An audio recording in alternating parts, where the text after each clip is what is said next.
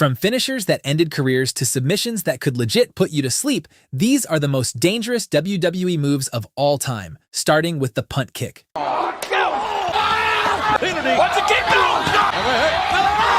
In 2007, Randy Orton added a new move to his arsenal, and at first sight, the move looked simple. However, that simplicity was exactly what made this move dangerous. As there's no safe way to pull a kick like that, Orton had to actually connect the kick, which meant every single punt carried real concussion risk.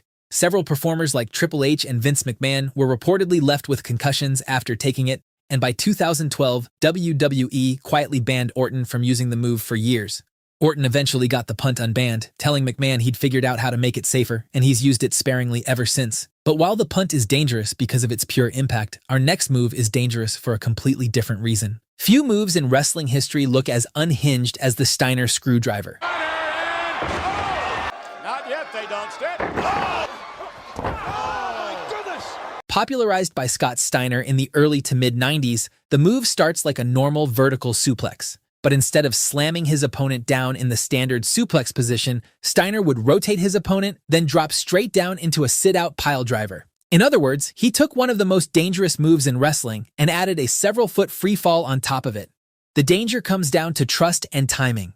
The wrestler taking the move has to lock their arms tightly around Steiner and keep their chin tucked into their chest the entire way down, because if their grip slips even slightly during that rotation, they can end up dumped directly onto the crown of their head. Steiner himself admitted that he used the move sparingly, saving it for opponents he trusted to hold on properly.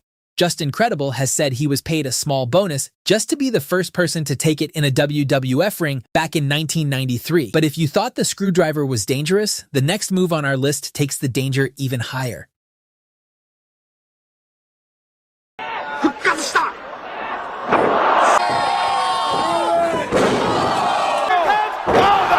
The Vertebreaker was invented by Japanese wrestler Megumi Kudo, who called it the Kudome Valentine, before Shane Helms popularized it in the US during his time in WCW under the name Vertebreaker. What makes this move uniquely dangerous is the total loss of control the opponent has over their own landing. The move has no cushion, no forward momentum to absorb, it's just a devastating drop where the opponent's neck and skull take on all the force. Because of that risk, the Vertebreaker has been banned and unbanned repeatedly over the years. Seth Rollins performed it at a live event in 2016, and it was pulled from use shortly after out of caution. Cody Rhodes later added a version of it to his own arsenal in AEW, and WWE has occasionally let him use it since. But while the Vertebreaker remains a move reserved for special occasions, the next move on our list was used in front of millions every week, while hiding a dangerous reputation that caused several injuries. AJ Styles built the Styles Clash into one of the most recognizable finishers in the entire wrestling industry. Here he goes, he's setting, oh, he hits it! It is right there! AJ Styles. The setup looks almost gentle by wrestling standards. There's no towering suplex, no ropes involved, it's just a short drop that looks amazing. However, that short drop has broken more necks than almost any other finisher in modern wrestling. The move only works safely if the wrestler taking it does the opposite of every instinct trained into them. Normal bumps are taken by tucking the chin to protect the head. The Styles Clash requires throwing the head back so it clears the mat entirely, letting the body flip through and land on the face instead of the crown of the skull. But if the receiver accidentally tucks their chin, the full weight of both bodies drives straight down through the top of the neck. The list of wrestlers hurt by it is long enough to ignore. Frankie Kazarian was injured taking it in the mid-2000s. Former WWE star Yoshitatsu suffered 2 broken bones in his own neck taking the same move in Japan, needing a halo brace fitted to his skull for months afterward. Roderick Strong suffered a neck injury from it and missed a month. British independent wrestler Lionheart tucked his chin taking the move from Styles and broke his neck in 2 places, while Styles had nailed the move flawlessly thousands of times throughout his run. But on the rare occasions the move went wrong, it came dangerously close to ending his opponent's career. Either way, Styles went on to become a multi-time world champion in WWE, despite the trail of injuries behind him, and the Clash remains one of the most well-known finishers ever. But while the Styles Clash proved how small the margin of error in wrestling could be, our next move needed no error at all. Its danger came from decades of repeated trauma to the same part of the body. Chris Benoit's diving headbutt looked simple compared to almost everything else on this list. He'd climb to the top rope, spread his arms out like wings, and launch himself headfirst down onto his opponent. But while every other move on this list risks injuring the opponent, this one guaranteed repeated trauma to the person delivering it. Because Benoit didn't just use the move occasionally. It was one of his signature spots across a career that spanned more than 2 decades and roughly 1,000 matches, and he layered it on top of an in-ring style that already leaned on head-first bumps and unprotected chair shots. After the shocking tragedy of 2007, researchers studied his brain and found severe CTE caused by repeated head trauma. Doctors involved in the study compared the state of his brain to that of an 85-year-old Alzheimer's patient, despite Benoit being only 40 years old at the time of his death. This wasn't a case of one move going wrong in one night. It was the accumulation of thousands of impacts over an entire career. In the aftermath, WWE overhauled its wellness policy and banned unprotected chair shots to the head, and the diving headbutt itself all but disappeared from major wrestling, still occasionally used but treated now as a cautionary relic rather than a signature spot.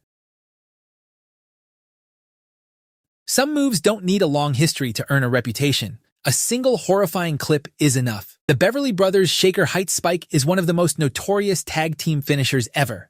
Wayne Bloom and Mike Enos would set up an opponent for what looked like a spike piledriver, only instead of controlling the descent, they'd essentially drop the wrestler directly onto the crown of their head. The move was used almost exclusively on jobbers in early 90s squash matches, and footage of it has circulated for years, specifically because of how uncontrolled it looked, reportedly ending at least one wrestler's career on the spot.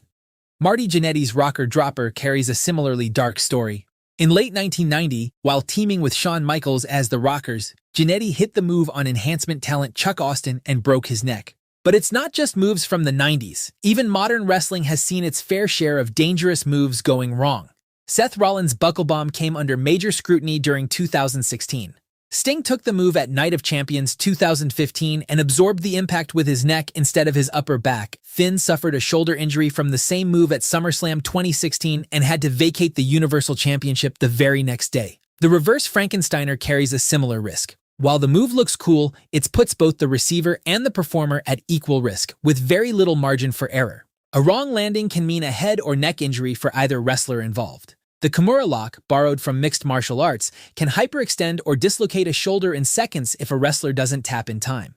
And the rear naked choke, while common in shoot fighting, carries real risk of an actual blood choke if it's cinched in too tight during a match, something that has occasionally left wrestlers fighting for consciousness rather than just selling it. Triple H's pedigree deserves a special mention not because it's inherently more dangerous than the others, but because of how badly it can go if the opponent doesn't know how to take it. The double underhook facebuster requires the recipient to go completely limp and trust their body to fall forward naturally. When that trust breaks down, as it famously did with enhancement wrestler Marty Garner in 1996, the result is one of the most brutal-looking botches in wrestling history. But while all of these moves earned their reputations through isolated incidents, our next entry is different. It's a move so consistently dangerous that an entire promotion eventually banned it outright, and its most famous victim is one of the biggest stars the business has ever produced. No move on this list carries a heavier reputation than the piledriver in both its standard and tombstone forms.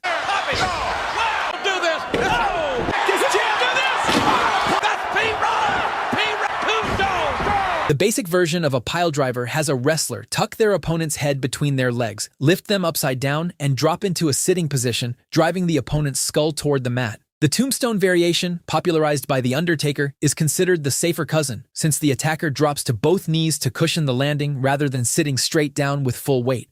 But safer doesn't always mean safe, and both versions have produced some of wrestling's most infamous injuries. The piledriver's most notorious moment came at SummerSlam 1997, when Owen Hart faced Stone Cold Steve Austin for the Intercontinental Championship. Austin had actually pitched the finish himself, asking specifically for the Undertaker-style tombstone variation because he considered it safer. Owen, more comfortable with the standard sit-down version, assured Austin he wouldn't get hurt.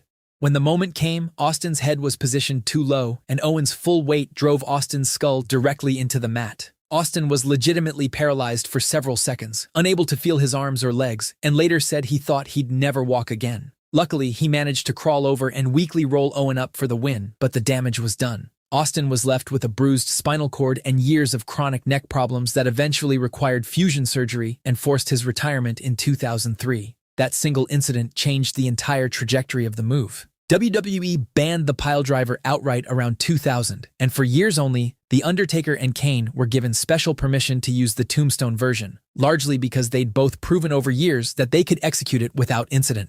Wrestlers like Kevin Owens and Matt Riddle have occasionally been allowed to bring back variations of the move for a handful of high-profile moments, but the standard piledriver still remains forbidden. The lesson from Austin's injury has stuck for nearly 3 decades. Even a small margin of error can be the difference between a routine finisher and a career-ending injury. But if the piledriver is dangerous, our next move was so devastating that even its own creator was afraid to use it more than a handful of times. The Burning Hammer might be the single most feared move in all of professional wrestling, and it comes with a unique origin story.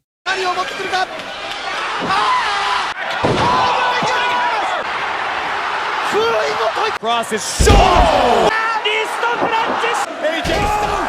Japanese legend Kenta Kobashi built the move, essentially an inverted Death Valley driver, by modifying a move created by women's wrestler Kyoko Inoue called the Victoria Driver. Unlike a standard piledriver, which at least allows the attacker to control a straight drop, the Burning Hammer's fireman's carry setup means the opponent is released from a greater height with more rotation, leaving very little room for adjustment if something goes wrong mid-fall. Kobashi reportedly used the move only 7 times across his entire career, specifically because he understood how easily it could seriously hurt someone. Every one of those 7 matches ended in a win, since no opponent ever kicked out of it, which only added to its mythology. The last time he used it was in 2003 against his own protege Kenta, a moment treated with respect in Japanese wrestling as the passing of a torch. Since then, the Burning Hammer has drifted into a strange gray area. Wrestlers who have tried toned-down versions, including AJ Styles, tend to treat it with caution, and it remains something closer to an urban legend than a regular finisher. However, even with all the safety nets in place, even the most ordinary wrestling matches can go horribly wrong. Just like that one night in Mexico when Rey Mysterio's opponent lost his life during a tag match. And if you want to revisit that incident and all the times wrestling matches went horribly wrong, check out this video next.